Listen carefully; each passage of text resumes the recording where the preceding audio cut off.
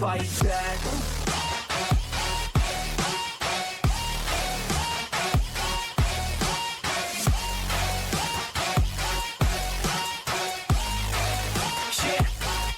Fight back.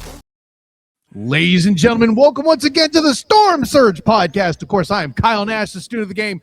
To my far, well, I guess your far left, my guy BP in the building as well, and we are in for a treat. Our first guest here on the Storm Surge podcast, the voice of the Surge, Jeff Sharon. What's going on, my man? I don't know what I'm doing here personally. I thought that this was the dancers podcast. I thought that I was going to be on talking with them. You knew somebody was going to make the joke at some point. And all right, I'm glad we just got it out of the way. Listen to this guy. Here I am with you guys. Thanks. So it's gonna be, in all seriousness, it's gonna be on with you guys. Kyle, good to be back in the saddle again. BP, absolutely. What up? It's good to be in there with you the first time, man. Yes, no, it's good to work with you on this, man. Of course, we met back in the XFL days, and I have heard your voice in Central Florida myself. Been down to a couple of games, so it's good to be a part of the whole media community, doing what we love to do. Spring is in the air, man. This is so exciting. The Orlando Storm are 2-0. Who'd have thunk it, man? And this is the first time. It's funny how that works, because according to Jack Plummer, he's right too. They're all road games per se, but this is the first game that the team is going to be playing away from the friendly confines of Inter and Co. And a road game against Louisville, who they faced last week. Much to discuss from last week into this week. But I'm excited, man. It's Friday night football. We're rip roaring, ready to go. There's the watch party scheduled in Orlando. Ivanhoe is going to be lit in purple and orange with plenty of beer to go around. There's an announcement about that. And oh, by the way, breaking news, and I don't have my breaking news thing here, so we'll just play the Imperial March. Anyway, you stormtroopers out there about to race. I got to get you my old drop, BP. I'll send that to you. It's a storm bulletin, everybody. Oklahoma City, 2028. Announced this week as a brand new expansion team. I am so excited about that. Oh, I know we were gonna discuss it, but I'm calling it now, dude. It's celebrate, man. The UFL ain't going nowhere, y'all. Yeah, let's get into that, man. I'm glad you brought that up because that was kind of the point I was gonna make. Listen, even the biggest cynic might say, "Oh, well, they're just preparing for another team to move by doing that." But listen, it's proof of life, right? For those of us here in Orlando, Jeff, you're included in this too. As you and spotter Nick Porcelli, shouts to another Banneret alum. But yeah, called those games as well there from the PA booth and all that. You're back here doing that for the Storm. Just the whole situation with what's going on. Seeing that proof of life in the league has to be somewhat refreshing. I mean, when you think back to when the XFL and the USFL were competing with one another. Right. We're in what, season number 4 now? Technically, this league's been this league, and obviously since the merger, like this league's been around for a while. It's no longer an experiment. Like this is a thing now. And I was really encouraged when I read the news about OKC. As someone who supported the league, in this particular market, that they said that. According to Russ Brandon, he made it clear that this is not a situation where they're going to basically planting a flag and seeing if a team decides to move, that they're going to go to OKC. No, they're saying we're going to add 2 new teams and we have a deal with OKC. And I'm excited about, hopefully we find out who the other city is going to be. It sets up a really interesting thing with Dallas, Houston, Oklahoma City. They are playing in the soccer state. I think that's the one thing that, from what I was reading, that people were a little bit concerned about was, is that soccer stadium going to be ready? Because the Oklahoma City, I forget if they're MLS or if they're USL. They've been waiting on that stadium for a minute. But now apparently that's been pushed into overdrive. And so that's good. I mean, I think that, it's we've seen a couple fits and starts around that area, but now I think this is the most serious Oklahoma City franchise that we've seen in terms of spring football. And like you said, this is a good sign for the league that there have always been rumors about expansion. Are they going to expand to 10? And now it seems to be finally happening. And so that's only a good thing. Yeah, I agree. And to your point about the stadium, so the reason that this isn't happening next season is because of that construction. Yeah. So that was one of the first questions that everybody asked on social media. Those who are genuinely interested, not the haters out there, because please, I'm going to get into that later on. We'll get to that in a minute. To quote Kyle, the problem with haters is they have an unfortunate tendency to hate. Give yourself credit. It's the tendency thing is you, my friend. Let me tell you. Yeah. That's cash money. Cash money. But anyway, no. So the stadium under construction right now. So it'll be done by 2028, which would be great to give them that extra year to start ramping up the marketing, and get, because there's lots of moving parts already going on around the UFL as it is, especially with expansion. And, there's the question of, oh my gosh, is somebody going to move? And no, the graphic that was clearly out today from the UFL indicated additional city. This is not, just, what team's going to move? I guess Orlando's going to go. They're going to be in Oklahoma. No, that's not the case. It looks like that move was recanted from the XFL days. They're going to keep in Orlando. So Oklahoma City will be next. Question is, where else? Lots of people speculate where in the Sea Dragons coming back. Everybody wants the Sea Dragons back. A couple of people asking about LA. That's not likely. I think the LA experiment is good and dead. Seattle, I think the West Coast is not viable yet. It's one of those things where the more centralized they are, the lower the cost. Especially with the price of Brent crude going back over $100 a barrel. Gas is just going up. Diesel's going up. So, anything they can do to save some cash right now would be great. But no, it's a good thing. I'm happy for it. And some people want the team name to be the Lightning. Some have said just make them the Brahmas because, everybody really loves San Antonio. So more to come on that as the days go by. But, it's a great time to be a fan of spring leagues. It's a great time to go out and buy your tickets and get involved, get in the stands, give Jeff somebody to yell at from the PA box, give Jeff something to do and get him, I'm sure he loves what he does, but it would be great if people were able to react to it in large numbers. So that'd be a wonderful thing. So it's a busy week, man. So lots of stuff going on. I'm gonna go ahead and bait you, BP, so you could go ahead and ask Jeff the question because I know you're going to. And Jeff, I don't know if you saw the call to action that BP did on the Storm Surge Instagram, Storm Surge ORL. Yeah, the bell's still here, Jeff. It's a thing. So, but the very interesting factoid of the attendance being very, it's not that it's bad, but it's not a number that we would like to see. And so the call to action that BP had was, hey, it's 14,000 here. I think that was Louisville's first home game. It's 11,000 to open. What's going on? And from your perspective, I wanted to kind of spin this question and aspect of it too. Like, I feel like this is even a better environment than the Guardians were. Yes.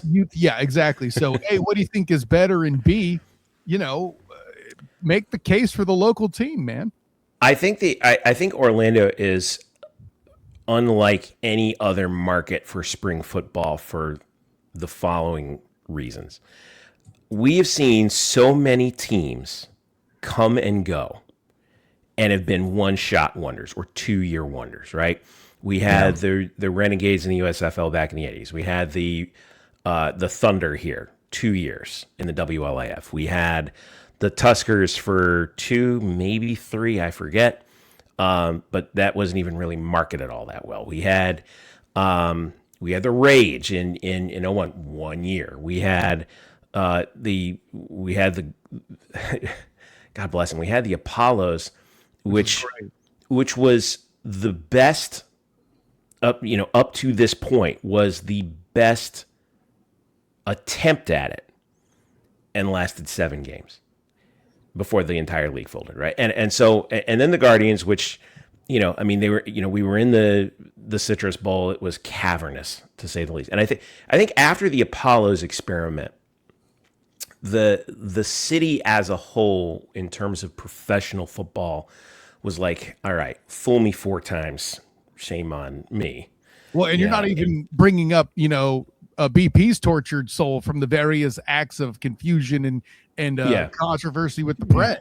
Oh, don't get me started. I mean, that's 2 separate podcasts. Yeah, well, I mean, but to that point, Jeff, though, like, and you mentioned this too, fool me 4 times, even from the indoor side of things. And I was reading up on our new friends that apparently nobody has really talked about much, the Orlando Pirates, which is a relo from Massachusetts, which, listen, don't get me wrong. I like Rob Keefe. Rob Keefe is a fantastic coach. He was a great guy to work with from the media perspective. I've got nothing but love for him.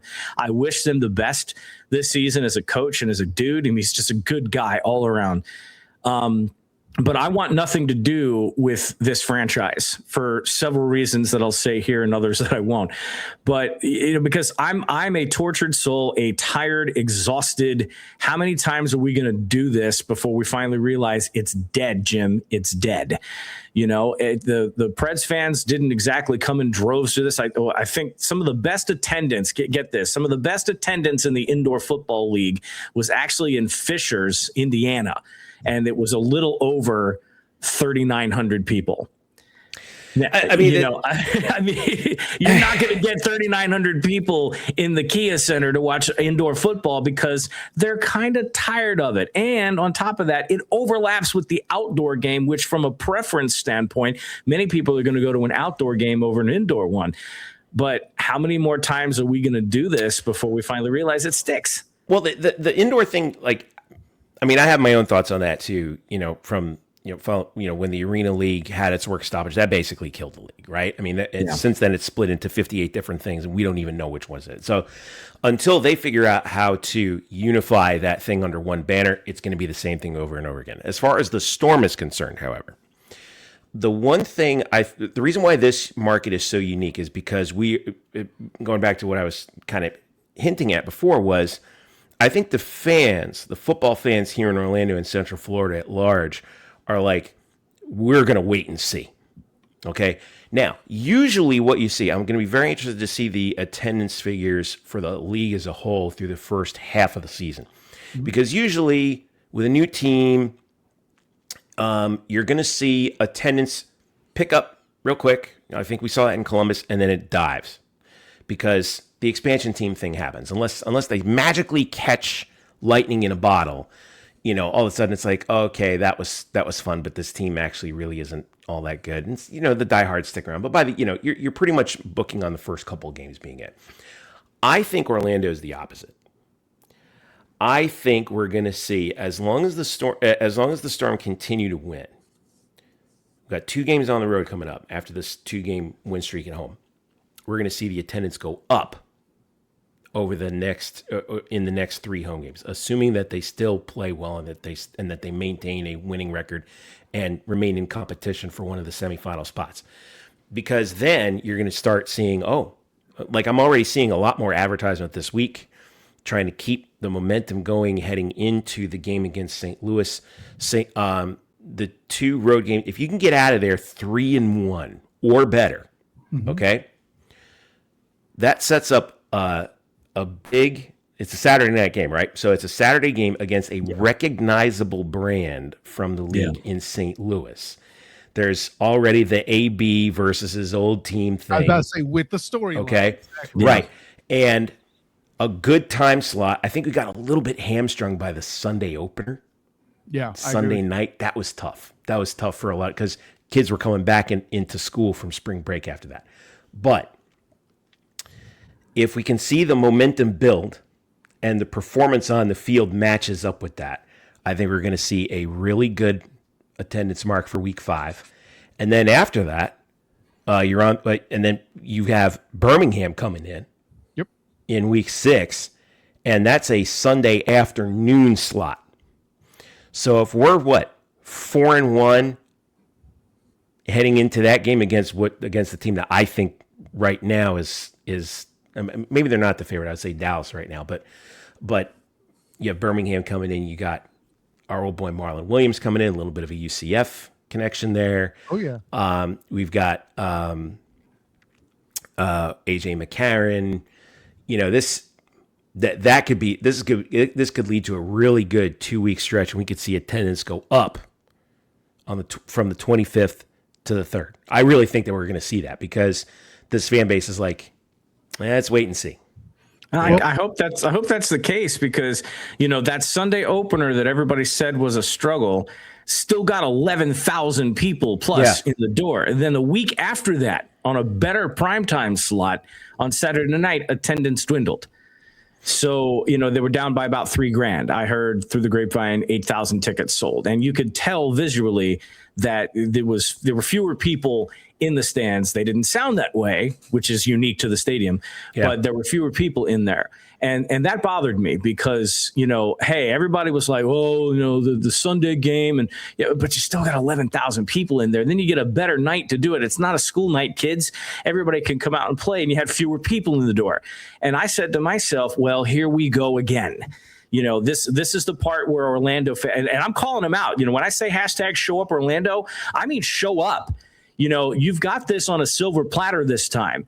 This is quite possibly the best that we're going to get since the Apollos. You got a coach who's engaged. We're not talking about the sleeper that we got in the last go round, and I could go on about that.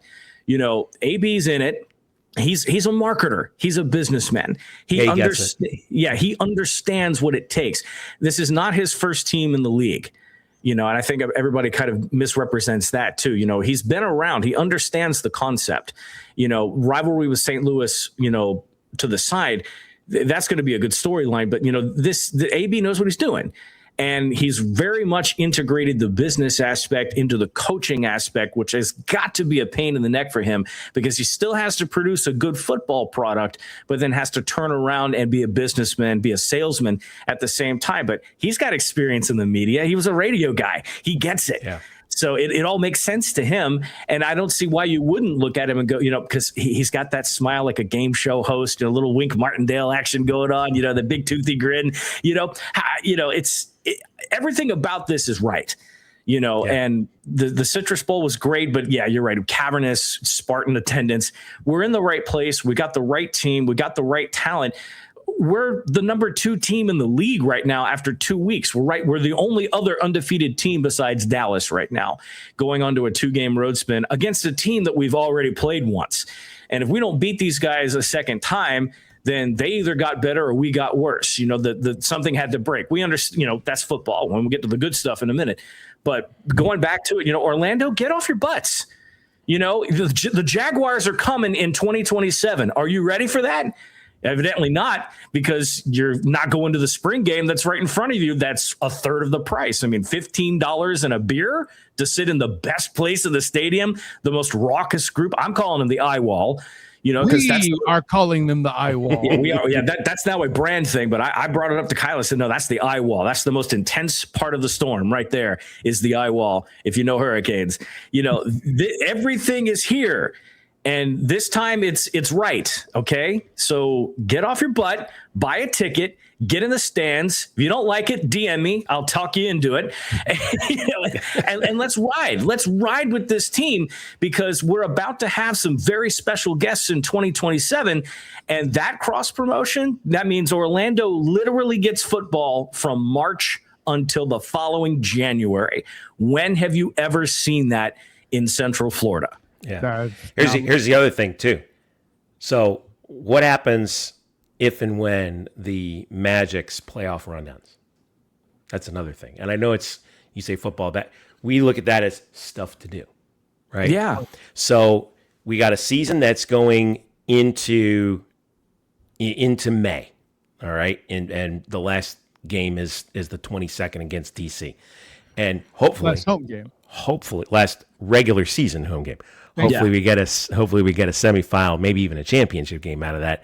Hell yeah! If the calendar is clear, look out because it could get really really fun. And the thing is, I had thought that when they announced that the team would be playing at Inter and Co Stadium, I was like, okay, this is going to be interesting because it's going to look much better on TV, which I think it did. It You does. had some, you have some, it's certainly looked better than the Guardians. Let's just face it. God bless the Guardians. I'm thankful for that opportunity when I had it, but it was rough in a 70,000 seat stadium, right? Yeah. It was louder, and it just is I remember hearing before I took the PA job, I was like, Inter and Co Stadium it's kind of rough a little rough for football. There's some good things, there's some bad things because we've hosted some bowl games there. The Cure Bowl was there. Yeah. It's a great venue for American football. I really believe it is. For fans, in particular. There's not a bad seat in the house. It's loud. It's easy to get to. And we really did actually make a big, we call it the in-house is known as the storm wall. Yes, the eye wall, but like we call it the storm wall in-house. And actually, I'll say this, it was, one of the ESPN people came to me at halftime of the first game, and they were like, "Hey, man, you guys got to make something out of that wall because that's a fun bunch over there, and it's like it could be the beer snake equivalent." The beer snake in DC. It already is. It already is, and UCF students that are watching this right now, brought yourself. I mean, fine, I'll just say it the way we would normally say it on my rock show. Bring your ass. Because, nothing says fun like a game at the bounce house. Well, guess what, guys? You got a chance to bring a little bit of the bounce to the Inter and Co. And because those are all UCF students sitting there, from the way that they react to the national anthem to, or at least alumni. I know that much. Yeah, but there's enough black and gold over there that you could get somebody's attention with it. It's like doing anything else in Orlando. Anytime they hear something that's played at the bounce house, the UCF energy comes with it. So come on down, pack that wall. That should be wall to wall college students. I mean, I know we're getting to the end of spring semester and all that stuff, and we'll be in the summertime, and many of the UCF population will go away. But for those that remain, come on with it, because that has got to be the most intimidating part of the stadium. We did not get their names, Kyle, when we talked to them pregame, but we walked over to where Louisville was warming up, and two of their players came over and were staring at the bleachers sort of like dreamily. And they said, "That's the wall, isn't it?" And we said, "Yeah." I saw you guys talking to them. I saw you guys talking to them before the game. Yeah, and they were like, man, I thought they were some of your boys from before. I was like, they know some of these guys. I was like, they're like that. Not this time. They just came up and were like, what is that? And we told them, I said, yeah, they're gonna stand, they're gonna yell, they're gonna stomp, and they're probably toasted. They're probably 3 beers in. So hey, I don't want to be a quarterback going in that direction. We already saw one goal line stand. Heading in that direction, right? The Lamar Jackson swat away. Yeah. I mean, that's going to. I mean, it is a unique setting. Because I've seen some of the other stadiums that kind of have like these large open ends, like they look like stages, right? I mean, we saw, Dallas. We saw a couple of Columbus. I think the historic Crew Stadium has like this big, wide open thing because it's like a horseshoe, but. This is different. This is a totally enclosed environment, and I mean, it was tangibly loud when they were trying to move the ball, especially also when the offense was backed up against it. Yeah, that was the other thing. That was a real advantage for the defense. And we sat in section 119 and could hear it. For real. And for clarity, I don't want people to think BP is just an armchair guy griping. No. We're doing the thing here on the Storm Surge podcast, Jeff. We are moving. We are sending the word to other places. On April 18th, of course, as I mentioned, we'll be at Fast Eddie's, coming to you with live halftime and post game up there in Jacksonville for the Stallions game. So we're trying to spread the gospel as well. We're not just the hometown here. So if we could do that, you could show up, Orlando. That's what I think the gist of this convo is. Yeah. Ownership of Fast Eddie's has exclaimed they wish to go to a Storm game. Like, they want to support. And these guys are, they're big Kentucky Wildcat fans. They're from Kentucky, and they're not rooting for the Kings. They're rooting for the Storm. And they support the Jags. Obviously we're in Jacksonville, so I think it's going to be great to let people see what we're doing, to kind of share the gospel according to the UFL, as it were, while we're up there on the 18th. I'm super stoked. I don't know if you got the promo flyer. I've got the promo flyer I can queue up, and we'll show everybody again during the show tonight. But, that's a cool thing that we're doing, our first literal road show at Fast Eddie's in Jacksonville. So, hey, listen, if we can get them fired up, Orlando, what's your excuse? That's what I'm challenging. And on top of that, we're not just credentialed media, y'all. We're football fans. We enjoy this game and want to see it grow. And, Kyle laughs at me all the time. I'm like the spring guy of the two of us. I'm always involved in the niche leagues and stuff like that, because I want to see the game of football grow. And, I think that these guys deserve a developmental opportunity. But at the same time, you're going to have your Luis Perez's who are probably never going to leave the spring league. And I'm okay with that, because that means they're going to provide us with quality football all year round. Who wouldn't want that? I watch Canadian football. Why? Because it's football. Still receive, BP. There it is. Yes. And we'll shout it out right now, and we'll mention this one or two times, I'm sure. But yes, for the Birmingham Stallions game, Storm are on the road, and so are we. We will be broadcasting live at the half and post game at Fast Eddie's Quick Mid East. It's on Bay Meadows Road, just off I-295 in the south side of Jacksonville. Wonderful place to eat. Got Middle Eastern kind of fusion food with plenty of Southern American influence, a little Mediterranean. So if you want a little Greek influence, you got it there. A little Arabic. Hey, wonderful like food. A little bit of Greek influence. There you go. Exactly. I'm glad you said it, not me, Kyle. Yes. I knew that was coming. And fun factoid, the first time I walked into this place, not long after they opened, what drew me to it was the smell of the food on the grill and the fact that they were playing Alice in Chains. So you go in, you get some rock music. They love rock music. They love racing. They love football. The Kentucky Derby's their thing. Anything from Kentucky. And a good bourbon. So it's a great place to go eat. They have a lot of regulars. I'm one of them. I'm usually there on the weekends, if not Friday nights. But come hang out with us on the 18th, or you can watch it on the YouTube channel live. We'll be there for the entire duration of the game, but then live at the half and post game. And we're super stoked about that. Next week, of course, we'll be doing some of the same this week, just not at a really cool location. With that in mind, too, I wanted to transition this. We were talking about Coach AB earlier, Anthony Beck doing the thing and leading into this Louisville game. I know that there's a short of it on the Storm Surge YouTube channel, but I wanted to just show this moment here real quick as we set up the coverage of the Louisville Kings game. Say about your group that you come out with that, hit them in those elements, go downfield blocking against a group that's pretty big in size. Yeah, well, they're going to have to do it again. That's what we force teams to do. All right, that we're going to do it. And listen, they gave us a hell of a punch in that first game, and that's great. And we took our punches and we pushed through.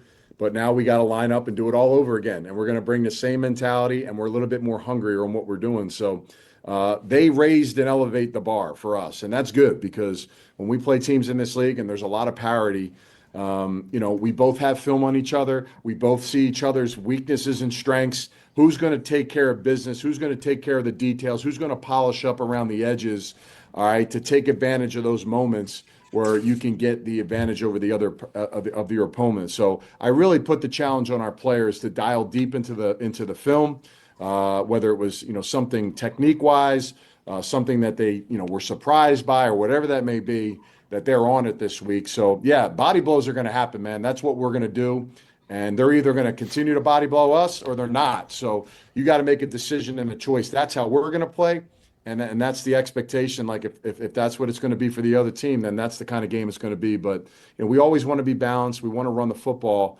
But we definitely felt like we left some things on the field, and we have to correct it, because if we don't, it'll be the same structure, same thing's going to happen last week versus team as it did when we played them. So, Jeff, I know while the game's going on, you remain neutral, the professional that you are, but from your perspective, from the Louisville game, I should say, this past Saturday. What was it you saw that you feel like Orlando can carry into this next game? Well, I'm not that neutral. I mean, Hey, let's you know what? be real here. I'm sorry I made it. I made him. He's no professional. He's a giant homer. All he's done. Oh no, I'm a professional hype man. What are you know? Let's be real here. I mean, I thought two things. I was really impressed with how Louisville's front seven defensively adjusted in the second half. Like that third quarter was really, I mean, it was looking rough. But Orlando's defense stepped up to the plate in this game. I think this is the part again, and Kyle, you and I have talked about this off the air. This team rides on the defense because with a team like, when you're putting together a team like this, all right, what about, you know me, I love all the sports cliches. I got them all in my back pocket. Defense travels, right? It's harder to develop chemistry on offense. That's a process because it's all about timing. It's all about communication and everything. Defense travels. If you're a good defense, and this is a good defensive team, they're averaging giving up only 16 points per game right now. They've given up a total of 120 rushing yards in 2 games. All right. That's wild. So that was the first thing. I thought that the defense carried the day. The other thing I thought, it is an unusual quirk in the schedule that you play the same team back to back, home and home in a football sense, right? Mm-hmm. We do not see that. Like I don't even know when the last time it happened in the NFL. It probably recently, but not often. We know that much. Yeah. A enterprising coach like AB would say, look, if we can beat these guys heads up and not show too much of our hand, right? If we can just win physically, running the ball, making the right plays, nothing overly sophisticated in the passing game. If we then you go into the next game on the road, and the playbook, you can open it up a little bit more, right? Because you didn't show that much on the tape. So, I have no insight into this whatsoever, but I suspect that they were like, look, we think we can beat these guys physically. We got the right O-line. We got Jay-Sean. We can ram the ball down their throats. Our defense can cause a couple turnovers. That'll give us a couple extra possessions. And then if we just convert on third downs, remember the one touchdown was on a 3rd and 19, I think. 3rd and 19, yeah. 3rd and 19, and they got it to and they got it to KJ, and basically it was just get the ball to KJ and let him run all over the field, right? It was like a backyard football play, and that worked. They played the field position game well, and the field position game is a little bit different in this one because once you cross the 50, you got to go for it or kick the field goal, right? You can't punt. And I saw there were at least 3 possessions. I think 2 of them were Orlando possessions. I could be wrong there. Forgive me if I am, but where they just reached the 49 and had to go for it, right? Yeah. So it's playing field position is a much different game in the UFL this year than it is anywhere else, right? But they played it well and got the job done in the 4th quarter. So yeah, I wonder if they were like, if we can just beat this team straight up, and then we go on the road for our first road game. Don't know what that's going to be like just yet. We can open things up a little bit more here. And I think there's an element to that. The only part that I think might alter from going full 4D chess, and by the way, this is not me even remotely questioning Coach Beck because he's amazing. I have suffered the Beck effect. I am all in. I get it. But thank you for that term, by the way, BP. I am going to continue to steal it. But the thing I think, even for all the pointing out that Coach Beck made of them often being 2nd and 9 and beyond, like well behind the sticks when it comes to down and distance, this team's big playability, like you mentioned, KJ. Listen, Chris Rowland is going to make big plays. Elijah Badger has made huge plays, and he did in the previous game too. This explosive. He had the 94-yard touchdown called back. 84 yards, but hey, don't rub it in 84? too much because Chris still owes him the state. But do we know if Chris is paid up on that yet? By the way, I don't think so. We gotta find out now. Yeah, we gotta find out. We'll get to listen. I don't think I'm a journalist, Jeff, but I will go that direction. I said, Chef, we're talking about steaks. My bad, but nonetheless. All right. But go ahead, BP. Sorry. No, you're good. It's that kind of show tonight, guys. Going back to the defensive side of the ball, and we talked about this last week on the show and sort of harped on it all week long, was establishing the line of scrimmage and being that level of physical against this Louisville team was paramount. Because when you're running up a giant bowling ball in the name of Benny Snell, and you only hold him to 9 yards, that's saying something. 26 total rushing yards given up. Yeah, across 3 people, and Chandler Rogers was 12 of them. Yep. So when you're really looking at it, they did what they needed to do at the line of scrimmage. Now, they didn't quite do enough of it, in my opinion. Plummer doesn't throw an interception in the end zone if you run the ball. And that's not so much a criticism of the play calling, as it is, dude, you got him on their heels, smack him in the mouth one more time. And I think Kyle and I maybe have even said that from the stands, saying, no, just smack him right here. Corbin right up the middle. Corbin off tackle. Even if you run a stretch play, hit him in the mouth. And they let Plummer throw the ball, which was a mistake in the end. Even though it didn't cost him anything, it's one of those things that you look ahead and say, nah, we should probably make a little bit better decision in play calling down there because we've already got the hammer rolling. Let's do it one more time. Now, this week, to Jeff's point, I think throwing the ball down there sort of tips your hat a little bit because now you're showing tendencies. You've got him on your heels. You would normally run the ball. What do? They threw it. So they're going to expect them now. Okay, inside the 5-yard line, they're not going to run the ball as often as we think. They're going to try to throw the ball. So the secondary is going to cheat up a little bit and come in for that interception. Say, hey, we picked him off before. So now you gotta flip it and you got to run the ball instead. Will we have Elijah Dotson this week? It's a question mark for us because he was inactive last week. Not that we, missed anything because Trey Stewart came in and carried the ball a couple of times. You've got Chris Rowland who can run out of jet. And he can take underneath. He can take screen plays. So you've got people that can be an extension of your running game at this point. But I think, again, they need to smack him in the mouth continually. It worked last week. If it ain't broke, don't fix it. But you got to throw a few extra wrinkles to what Jeff's saying. Open that playbook a little wider. And for God's sake, please give Jack Plummer something to throw downfield to. He's the king of the check down right now, which is not a bad thing because he's got skilled players that can do it in space. But let's see the guy throw the ball. Let's see if we can get Elijah Badger on another 84-yard run and tell Chris Rowland to put his hands behind his back and just walk away. He had a good block in this past game, okay? I don't want to – let's be clear about that. He was throwing blocks and knocking dudes around. Let's give him a little bit of credit. And, again, Jeff, we will follow up on that steak dinner, but I am impressed with Rowland's blocking skills, no less. I want to give Jack Plummer some credit here too, okay? Yes. Because he has been remarkably efficient. 18 to 23.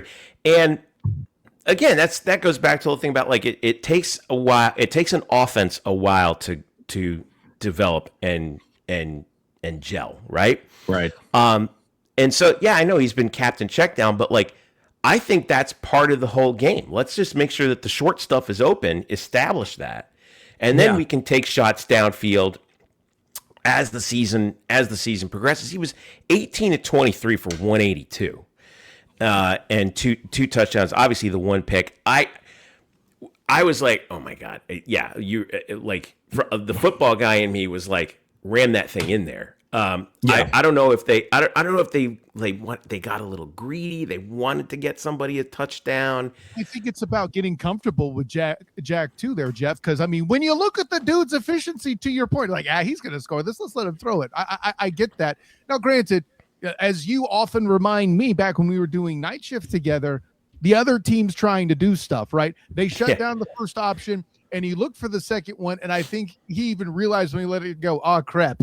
He didn't want to throw that one.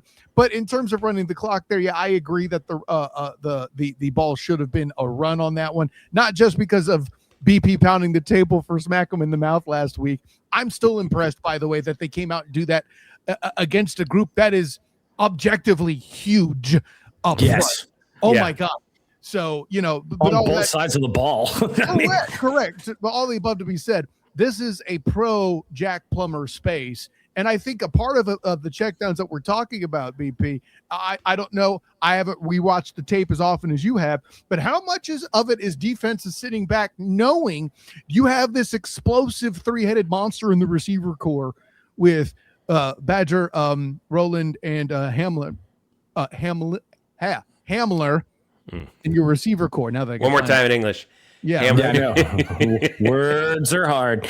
Well, no, I think it's a little bit of both, honestly. I think the defensive secondary knows that the skill guys are fast. They know the wide receiver core is going to be able to move. And like a smart quarterback, so for all of you plumber haters out there who think DTR should be the quarterback, this is the part when BP's breakdown where I tell you to STFU, okay? Give the guy some sense here with his efficiency because he's doing exactly what he should do as a quarterback. He's taking what the defense gives him. If you're going to drop back 3 and you've got an open hole in the zone and you've got a guy running across, running a slant, you don't throw to the deep guy, you throw underneath. You get the 5-6 yards and let your guy make the play in space. That's just being a smart quarterback. I know everybody wants to see Plummer go throw it 60, 70 yards at a time. Offense wins championships and scores on the television ratings. Yeah. But the guy's doing the job efficiently. He's slowly picking apart the defense. And this is something to which I put to Coach Beck last week about his own defense, because Louisville was doing the same thing.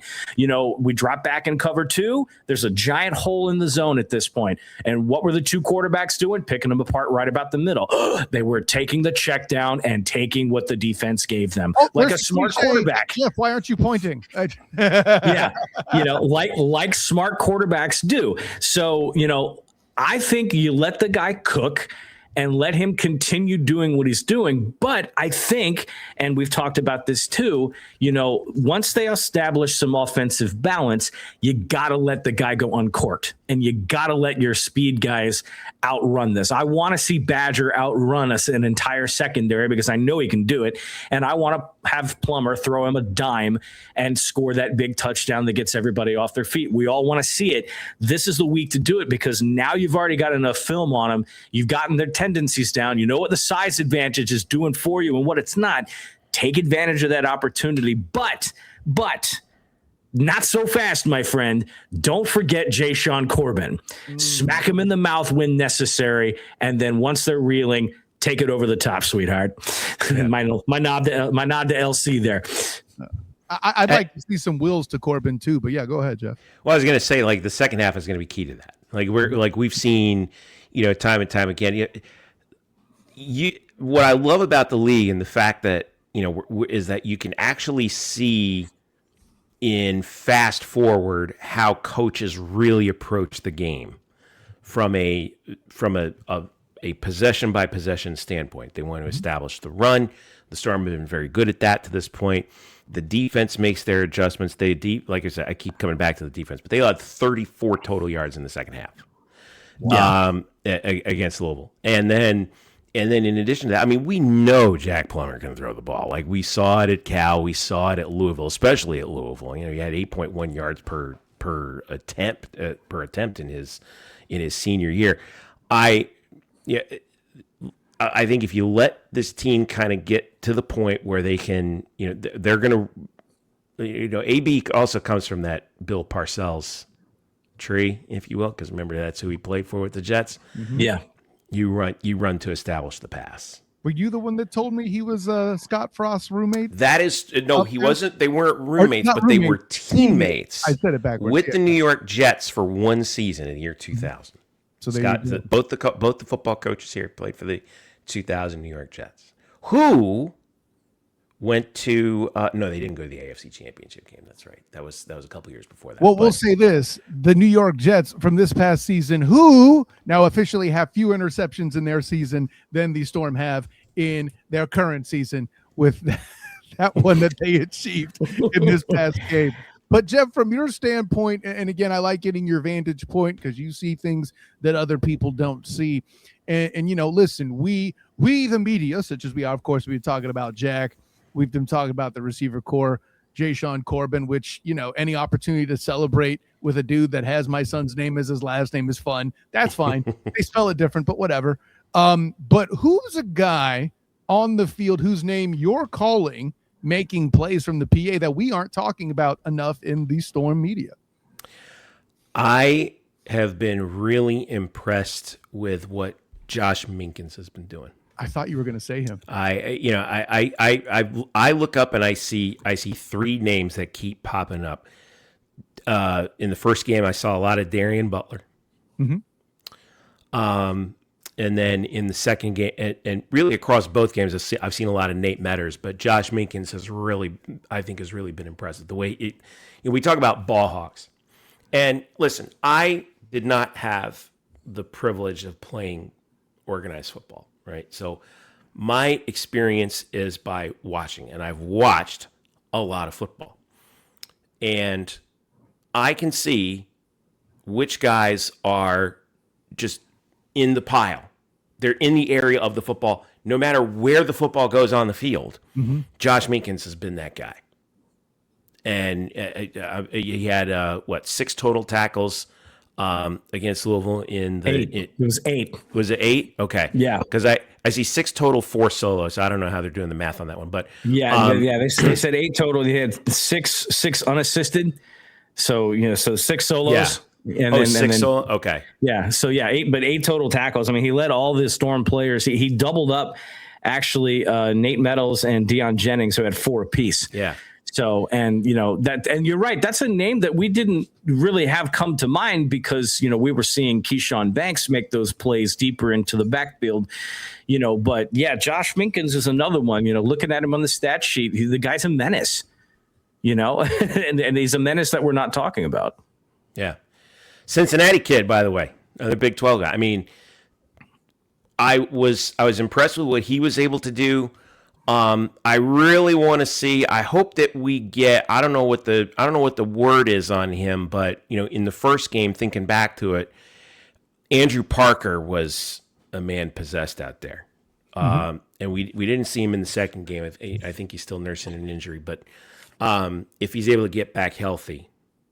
If we can get Andrew back, I think that's going to be another one because it was him, Nate Metters, and Josh who were the top 3 tacklers in the first game, and then again Josh, Nate, and then Micah Abraham really stepped up along with Keyshawn Banks. And hey, shout out to Deion Jennings too, who came in off the waiver wire and was making some plays in the Louisville game. So. Again, this is a really talented defense. It looks like they're playing really well together. I think they built a lot of confidence from that first game. They're fast to the ball. Like we know that based on, everything that we've seen, especially when we talked about the goal line stand, that's speed right to the ball. We need to get some sort of a nickname for these guys. I don't know what we're going to call it, but we need to get a nickname for these guys. Because they are, I think that they're the whole unit is really an unsung hero so far at this point. Just wait till the offense cooks out. It's going to get there. You just got to give it time. And there are individual plays where they do look fantastic, and I do find elements that a saying I first heard from Sean Beckton, UCF offensive coach. No block, no rock, and these dudes do that downfield without question. Yeah. Maybe a little too well, as we've seen, Chris. Oh boy, see this poor guy. I feel bad now for even making his head. I we saw it. And I was like, "Oh no, come on, dude! He's gonna hear about that in the locker room. Oh my god!" He didn't make it to the press conference. No, it didn't last long either. And watching it live was one thing. Going back and watching the film was like, oh, come on. He was 5 yards in front of you. What are you throwing a block for? There's no reason to touch that guy. Wasn't even a block. It was just like, why are you sticking your hands? I'm sure he likes a steak medium rare. He really, listen, we're getting on him on this. He's you could tell for those guys to handle that the way they did after the very first game. Oh yeah. Yeah.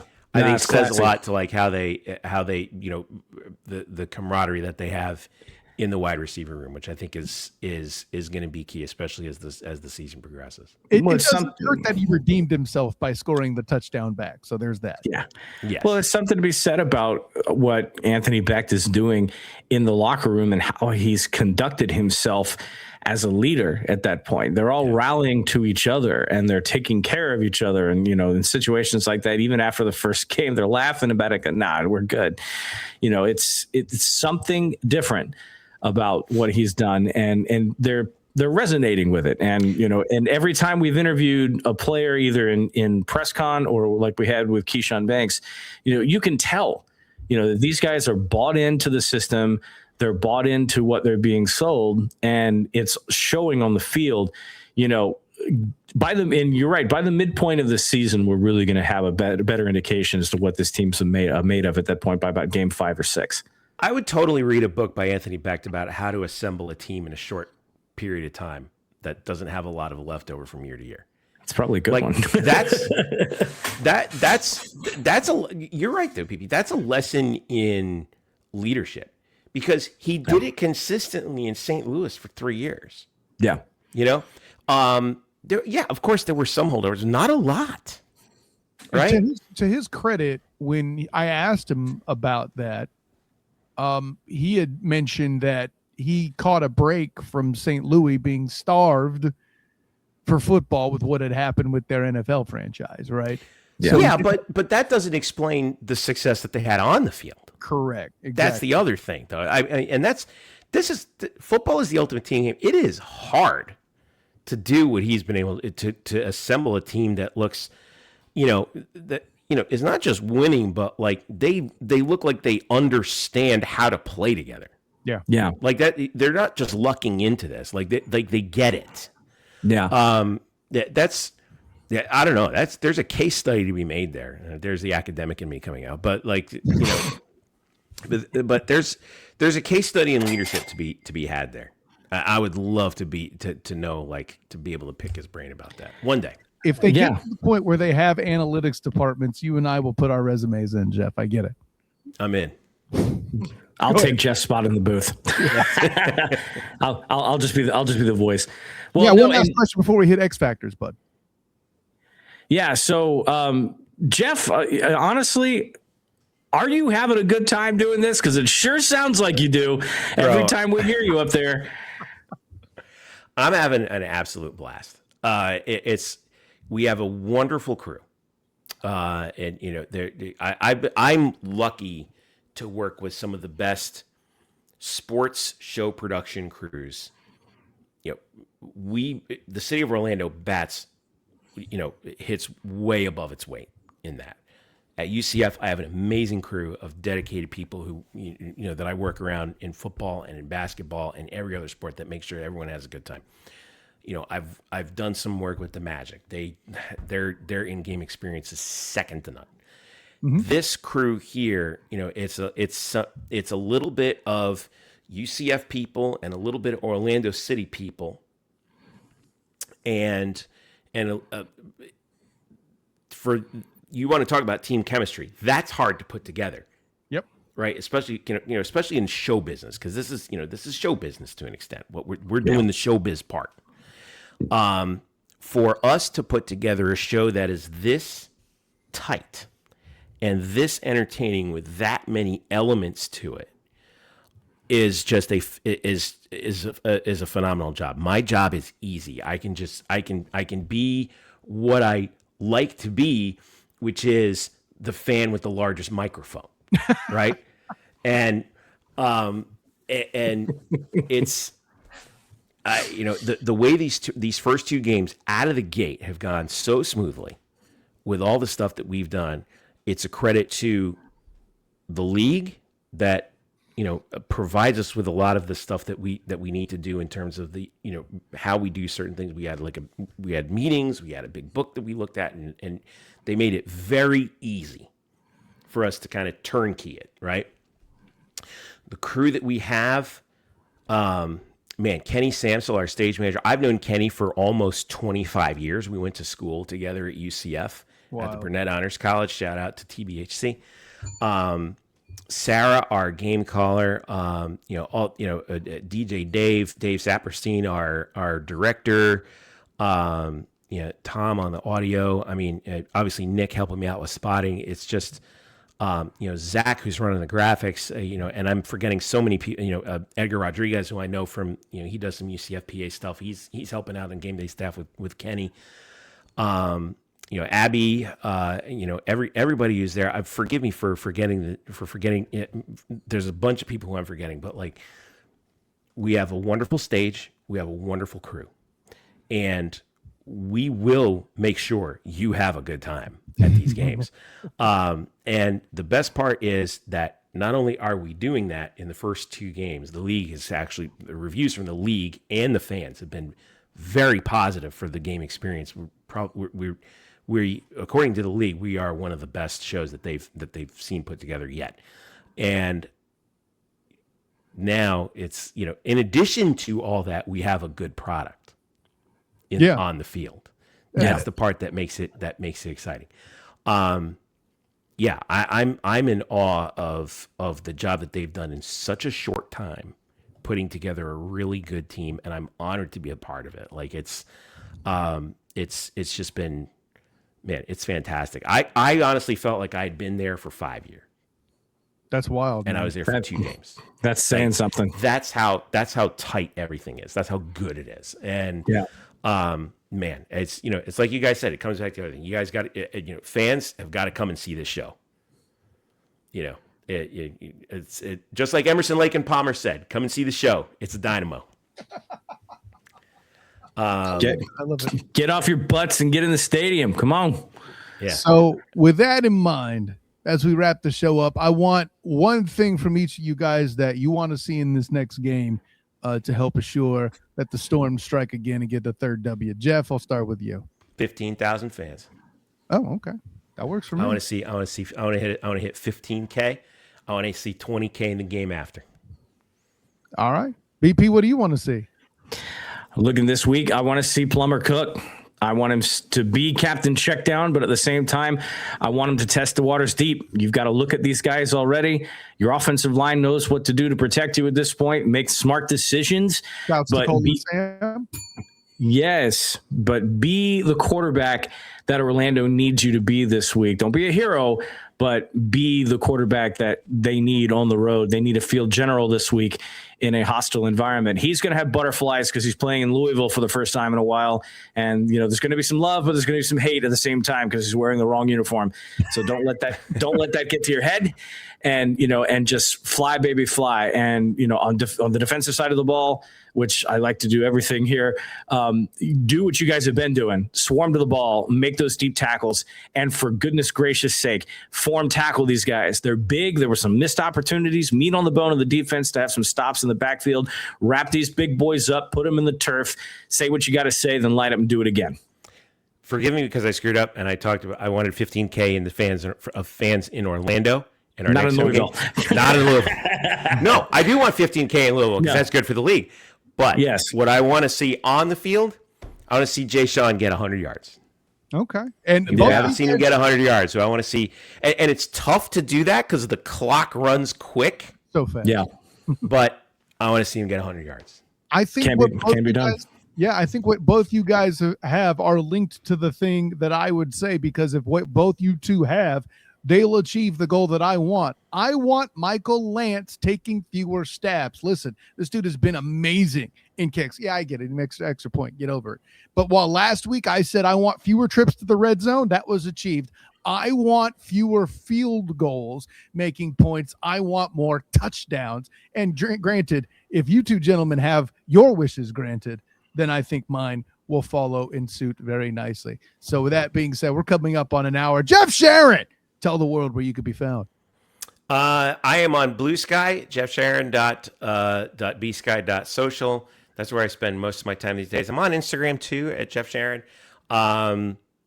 And you can also find me at the next home game because I will be up there in the PA booth, getting the wall riled up, trying to get everybody riled up for this game. This next home game is coming. I'm watching all these games on TV. I want to make it to at least one of the watch parties, just to see, just to be there and see what it's like and try and help, build momentum for this team. Because Kyle, you know me, and BP, you don't know me as well as Kyle does, but you still know me. I am a stubborn, true believer in pro football in this market. Yeah. And I want this to work, and I'll be damned if I don't do everything I possibly can, within my power to try and make it work. And I know you guys feel the same way about doing everything within your power, and everyone else in the, within the organization, all the players, all the staff, the coaches, all the way on down, want to make this work, because I do believe this market is important to the future of the UFL and spring football. It's a place where we want to be. It's a great environment. We've established it's a great environment in 2 games already. So now it's time for our fellow Central Floridians to hop on board. So hop on the bandwagon now. There's plenty of room, and we won't keep anybody off. Come on in, because it's gonna be a blast. Let's win these next 2 games. Yes. Okay. Yes. And then come back home undefeated to play St. Louis and Birmingham back to back. That's gonna be a wild week. Yes, I'm looking forward to doing that and seeing a little chicken roast come out of the Battlehawks. That's for sure. Yes, my handle on the screen for Instagram at bp.onair. You can also find the wonderful world of the shores of the St. John's on my website, bponair.com. You can also hear me 5 days a week on Captain and Company in the morning doing the sports wrap, where I give you a little blurb around all of the things sports. So yeah, the license plate just behind Mr. Nash's head. And they'll also find me. Listen, I'll say it again. I'm going to give you the call to action. If I can bring my behind down from Jacksonville to watch a Storm game and talk about it and care about it, what's your excuse? I'm ahead of all the Jags fans already, because I'm watching football in Orlando, driving down I-4 to watch it done. You know what? My boy Kyle's going to close it out. Where can everybody find you, my friend? Of course, I'm Kyle Nash, the student of game. You can find me on Instagram, Threads, Twitter, and Blue Sky at the SOTG. Of course, my work on the Duval Dive, covering that team in Jacksonville there, the Jacksonville Jaguars, my personal champion, Travis D. Holmes. Yes, that Travis Holmes, former UCF cornerback, Jeff Sharon, for those who didn't know. And DBU in the house. that's a fact of the case. And of course, make sure you check out my work with UCF Night Zone and Locked On UCF. I would have started my Saturday ad availabilities for spring practice before I drive up there for the special edition at Fast Eddie's there. So make sure you check all of that as well. April 18th at 4:00 up there. I am a Storm fan. Ahead of other people watching the Jags, right? So I say that might be true if it weren't for the Duval Dive factor. And of course, my work as well. I mentioned Locked On UCF covering spring football, as well as Gabe Lazo being announced as the women's basketball. Yeah. Make sure you check all of that. He said earlier today that defense travels as well there, Jeff. So there you go. And of course, my work. I told you I was good at coaching cliches. That's right. And of course, my work covering the Orlando Magic as they head into playoff action. So with all that in mind, the Storm surge concludes as Jeff dons the anthracite hat. I really actually like Yes. my wife was wearing the T-shirt of that color just the other I had a really hard time choosing, by the way. It's not easy. AB rocking the orange cap we had in the clip there blew my mind. I like that way more than I thought. But hey, you know, I can say that and say it's also for RJ Harvey in Denver. It's a whole thing. But with all the above being said, thanks again to the voice of the Orlando Storm. This has been the Storm Surge Podcast. Until next time, everyone, class dismissed. Fight back.